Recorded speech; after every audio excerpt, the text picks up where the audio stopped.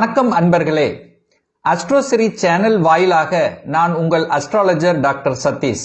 துலாம் ராசி அன்பர்களே, இந்த ஜூன் மாதம் என்ன மாதிரியான பலனை தரும் அப்படின்னு பார்க்கும் பொழுது, உங்க ராசி அதிபதியாக இருக்கக்கூடிய சுக்கிர பகவான் 7ஆம் இடம் என்று சொல்லக்கூடிய திருமணஸ்தானம், கூட்டாளி ஸ்தானம் என்கின்ற அமைப்பில் இருந்து கொண்டு உங்க ராசியை பார்க்குது.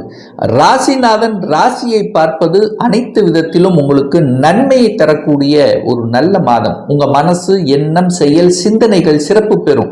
ஏன் சொல்றேன்னா, ராசி அதிபதி ராசியை பார்க்கிறார். குரு என்கின்ற ஒரு சுப கிரகம் உங்க ராசியை பார்க்கிறார். அப்போ குருவோடு புதன் பாக்யாதிபதி உச்ச பலத்தோட இருந்து முயற்சி ஸ்தானத்தை பார்க்குது. ஸோ இதெல்லாமே பார்க்கும் பொழுது அந்த குரு என்கின்ற கிரகம் 5ஆம் இடத்தை பார்க்கறதும் ஒரு சிறப்பு. அப்போ பெரிய மனிதர்களின் தொடர்புகளை கொடுக்கும். கடவுளினுடைய அனுகிரகம் உண்டு. தான் நினைத்தது செயல்படுத்தக்கூடிய ஒரு மாதமாக அமையும். தான் என்ன நினைத்து கொண்டிருக்கிறீர்களோ, கடந்த சில மாதங்களாக சில தடைகளோடு இருந்து கொண்டிருந்த பிரச்சனைகள் இப்போ விலக காத்து கொண்டிருக்கிறது. திடீர் ஒரு மாதிரியான ஒரு அழுத்தம் பிரஷரோட இருந்து கொண்டிருக்கக்கூடிய இந்த துலாமுக்கு இப்போ இந்த பிரஷர் அப்படியே விடுதலை பெறும், ரிலீஸ் ஆயிரும். அப்போ என்ன நடக்க போகுது? நல்ல, அதாவது சந்தோஷமாக இருக்கக்கூடிய தன்மை, ஒரு சாட்டிஸ்ஃபேக்ஷனோட இருக்கக்கூடிய தன்மை, புத்திசாலித்தனம் மெருகேற்றப்படும். எதை கனெக்ட் பண்ணா, எதை செய்தால் நல்லது, எப்படி இருந்தால் நமக்கு சிறப்பு என்கின்ற அறிவும் புலப்பு, அதாவது அறிவு பண்பு என்பது இந்த காலகட்டம் உங்களுக்கு சிறப்பு பெறும். அறிவுக்கு காரக கிரகம் புதன் சூப்பரா உட்கார்ந்திருக்கார். ஆட்சி பலத்தோட வலிமையா இருக்கார். 3ஆம் இடத்தை பார்க்கிறார், முயற்சி ஸ்தானத்தை பார்க்கிறார். தன்னம்பிக்கை கிடைக்கும். அப்போ உங்களுக்கு தன்னம்பிக்கை கிடைத்தாலே என்ன ஆகும்? மனதில் சந்தோஷத்தை கொடுக்கும். எதையும் சாதிக்கலாம் என்கின்ற உணர்வு உங்களுக்கு ஏற்படுத்தும். ஸோ அந்த அமைப்பு இந்த ஜூன் மாதம் சிறப்பு பெறும். பொதுவாகவே ராசிதிபதி அந்த நல்லா இருந்துட்டாலே அந்த மாதம் உங்களுக்கு அப்படியே ஸ்ட்ரைட் ஃபார்வர்டாக கொண்டு செல்லும். பெரிய பாதிப்புகளை ஏற்படுத்தாது அப்படிங்கிறத புரிஞ்சு கொள்ள வேண்டும். சரி, தனஸ்தானத்தின் அதிபதியாக இருக்கக்கூடிய செவ்வாய் பகவான் போய் நீச்சமாகிட்டாரே, அப்போ தனத்தில் அதாவது பிரச்சனை கொடுத்து விடுமா என்கின்ற ஐயப்பாடு நிறைய பேர்த்துக்கு ஏற்படுத்தும். செவ்வாய் நீச்சம் என்றால் கண்ணை மூடிக்கொண்டிருப்பது. ஆனால் செவ்வாய் 10ஆம் இடத்தில் இருக்கும்போது இங்கே திக்பலம் பெறும். அப்போ பலத்தோடு தான் இருக்காருன்னு அர்த்தம். அப்போ பொருளாதாரம் நன்றாக இருக்கிறது அப்படிங்கிறது தான் அர்த்தம். பெரிய பிரச்சனைகள் ஒன்றும் தனத்தால் ஏற்படுத்த போவது இல்லை.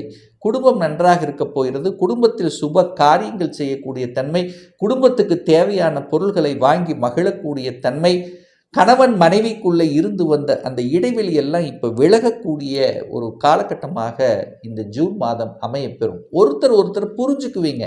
சின்ன ஒரு கருத்து வேறுபாடோட பிரிஞ்சவங்க கூட இப்போ புரிஞ்சுக்குவீங்க. நம்ம கணவன் தானே, நம்ம மனைவி தானே, நமக்காக தான் உழைக்கிறாங்க அப்படிங்கிற அந்த எண்ணங்கள், சிந்தனைகள் இந்த காலகட்டத்தில் உங்கள் மனதில் தோற்றுவிக்கப்படும்.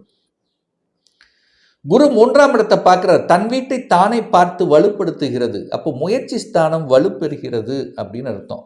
சகோதர மேன்மை கிடைக்கக்கூடிய அமைப்பு, டிராவல்ஸ் மூலமாக அனுகூலம், ஆதாயம் கிடைக்கக்கூடிய அமைப்பு, புதிய ஒப்பந்தங்களை எதிர்பார்க்கக்கூடிய ஒரு மாதம். நீங்கள் தொழில், வேலை எதிலையாக இருந்தாலும் ஒரு நல்லவைகள் நடக்கக்கூடிய 3ஆம் இடம் என்பது கீர்த்தி, புகழ் கிடைக்கும், நிச்சயமாக கிடைக்கும். 3ஆம் அதிபதி 3ஆம் இடத்தை பார்ப்பதும், பாக்யாதிபதி 3ஆம் இடத்தை பார்க்கறது ஒரு நல்ல அமைப்பு. அப்ப என்ன? புகழ் கிடைக்கப் போகிறது. வெளிநாட்டின் மூலமாக புகழ் கிடைக்கப் போகிறது. தகப்பன் மூலமாக அனுகூலம், ஆதாயம் கிடைக்கப் போகிறது. தகப்பன் மூலமாக இருந்து வந்த அந்த கருத்து வேறுபாடுகள், சின்ன ஒரு செலவுகள், தகப்பனுக்கு சின்ன உடல்நல தொந்தரவு, இது எல்லாமே இந்த மாதம் ஜூன் 15க்கு அப்புறம் விலகப் போகிறது. ஏன்னா சூரியனும் போய் 9ஆம் இடமான பாக்யஸ்தானத்தில் வந்து அமரப் போகிறது. அப்போ குரு சூரியன் இணையும் போதே சிவராஜ்ய யோகம் இருக்க போகிறது. நிறைய பேர்த்துக்கு புகழ் கிடைக்க போகிறது. நிறைய பேருக்கு பார்த்தீங்கன்னா அங்கீகாரம் கிடைக்க போகிறது. ஒரு சிலருக்கு ப்ரமோஷன் கிடைக்க போகிறது. 3ஆம் இடம் என்பது மாற்றம் அல்ல, நல்ல மாற்றத்தை நோக்கி செல்லக்கூடிய அமைப்பு இந்த காலகட்டம் சிறப்பு பெறுகிறது.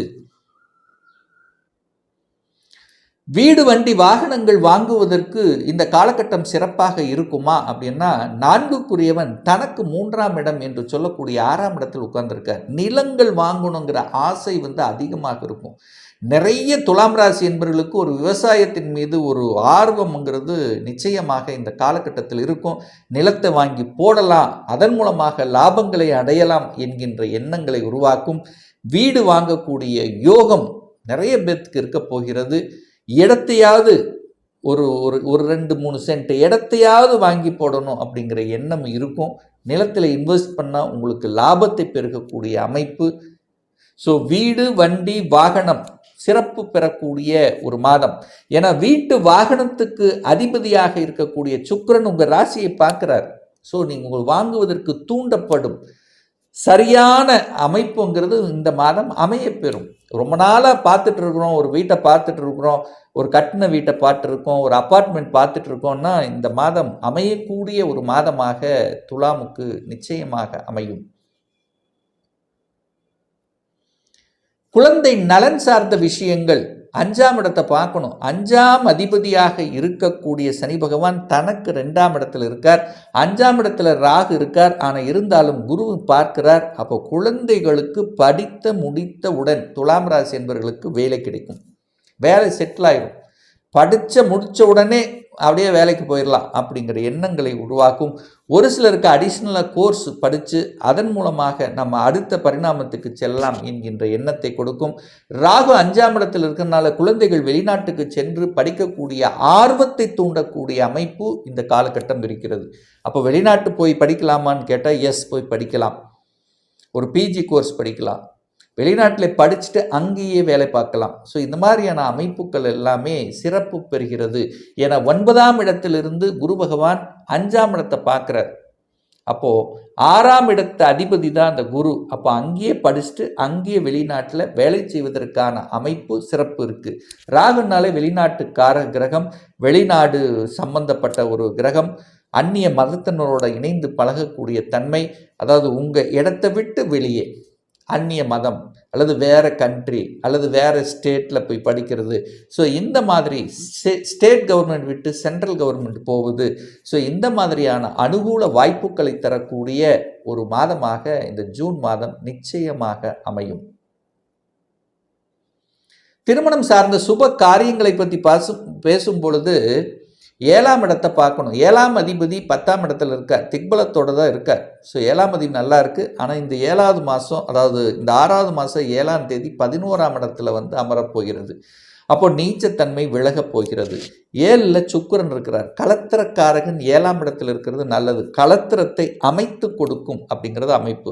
ஸோ அந்த அமைப்புக்கேற்ப உங்களுக்கு திருமண பாக்கியம் என்பது உருவாகிறது. குடும்பத்தில் ஒரு உறுப்பினரை இணைக்கக்கூடிய நிகழ்வுகள், சுப காரியங்கள், சுப செலவுகள், அதற்கு கடன் கிடைக்குமா, கடன் கிடைக்கக்கூடிய அமைப்புகள், இதெல்லாமே சிறப்பு பெறக்கூடிய ஒரு மாதம். அரசு, ஏன்னா லாபாதிபதியான சூரியன் போய் 8ல் இருக்கார், அட்டமஸ்தானத்தில் இருக்கார். எதிர்பாராத தனவரவு உண்டு. அரசாங்கத்தின் மூலமாக திடீர் அரசு நன்மைகள், அரசு ஒப்பந்தங்கள் நிறைவேறக்கூடிய தன்மை ஒரு சிலருக்கு ஏற்படுத்தும். ஒரு சிலருக்கு அட்மினிஸ்ட்ரேஷனை கொடுக்கும். ஒரு சிலருக்கு பதவி உயர்வு கிடைக்கும்.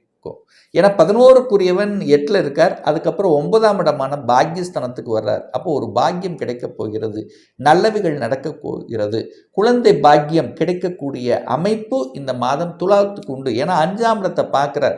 5 என்கின்ற குழந்தை ஸ்தானத்தை குழந்தை காரக கிரகம் பார்க்குது. அங்கே ராகு இருக்கு. ஏற்கனவே தடைப்பட்டு கொண்டு ஏற்கனவே ட்ரீட்மெண்ட் எடுத்துக்கொண்டு இருக்கக்கூடிய இந்த துலாமுக்கு குழந்தை பாக்கியம் நிச்சயமாக உண்டு அப்படின்னு நான் சொல்லுவேன்.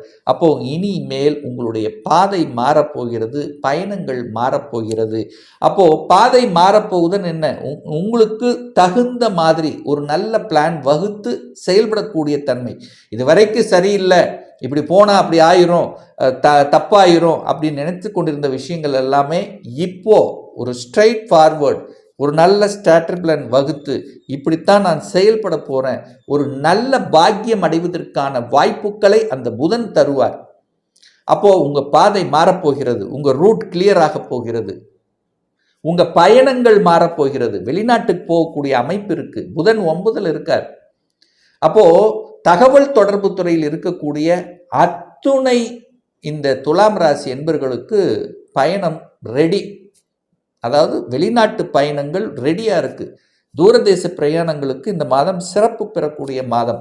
பயணங்களால் ஆதாயம் அனுகூலத்தை கொடுக்கக்கூடிய மாதமாக நிச்சயமாக இந்த துலாமுக்கு அமையும். இதில் எந்த மாற்று கருத்து இல்லை. ஏன்னா அதே புதன் தான் 12க்குரியவனாக இருக்கார். 12 என்பது நகருதல். அப்போ வெளிநாட்டுக்கு சென்று தனத்தை பெறக்கூடிய அல்லது வெளிநாட்டில் சென்று உழைக்கக்கூடிய அல்லது வெளிநாட்டில் போய் செட்டில் ஆகக்கூடிய, வெளிநாட்டில் போய் தொழில் தொடங்கக்கூடிய அல்லது வெளிநாட்டுக்கு போயிட்டு வரக்கூடிய இம்போர்ட் எக்ஸ்போர்ட் இந்த மாதிரியான துறை சார்ந்த விஷயங்களில், தகவல் தொடர்பு துறையில், கம்யூனிகேஷனில் நல்லது நடக்கக்கூடிய ஒரு அற்புத மாதமாக இந்த துலாமுக்கு அமையுங்கிறதுல எந்தவித மாற்று கருத்தும் கிடையாது. ஒரு பர்சனல் கன்சல்டேஷன் எடுத்துக்கணும், சுய ஜாதகம் பார்க்கணும் என்று விருப்பமுடைய அன்பர்கள் டிஸ்பிளே தெரியக்கூடிய நம்பருக்கு ஃபோன் கால் மூலியமாகவோ வாட்ஸ்அப் மூலியமாகவோ தொடர்பு கொண்டு நேரடியாகவோ அல்லது ஆன்லைன் மூலமாகவோ கன்சல்டேஷன் எடுத்துக்கலாம். நம்முடைய அலுவலகம் கோயம்புத்தூரில் அமைந்துள்ளது. அதாவது கோயம்புத்தூரிலிருந்து மேட்டுப்பாளையம் செல்லும் வழியில் வெள்ளக்கிணர் பிரிவு பக்கத்தில் அன்னபூர்ணா ஹோட்டலுக்கு அருகே அமைந்துள்ளது. பிரியர் அப்பாயின்மெண்ட் வாங்கிட்டு நேரடியாக கன்சல்டேஷன் எடுத்துக்கலாம். ஆன்லைன் மூலமாகவும் கன்சல்டேஷன் உண்டு. நிச்சயமாக இந்த பதிவு ஏதாவது ஒரு ரூபத்தில் உங்களுக்கு யூஸ்ஃபுல்லாக இருக்குங்கிறதுல எந்தவித மாற்று கருத்தும் கிடையாது. நம்முடைய சேனலை நீங்கள் ஃபர்ஸ்ட் டைம் பார்ப்பவர்கள் என்றால் மறக்காமல் சப்ஸ்கிரைப் பண்ணிக்கிங்க. பக்கத்தில் இருக்கக்கூடிய பெல் பட்டன் மற்றும் ஆல் நோட்டிஃபிகேஷனை கிளிக் பண்ணும்போது நான் போடக்கூடிய அடுத்தடுத்த பதிவுகள் உங்களுடைய நோட்டிஃபிகேஷனில் வந்து சேரும்.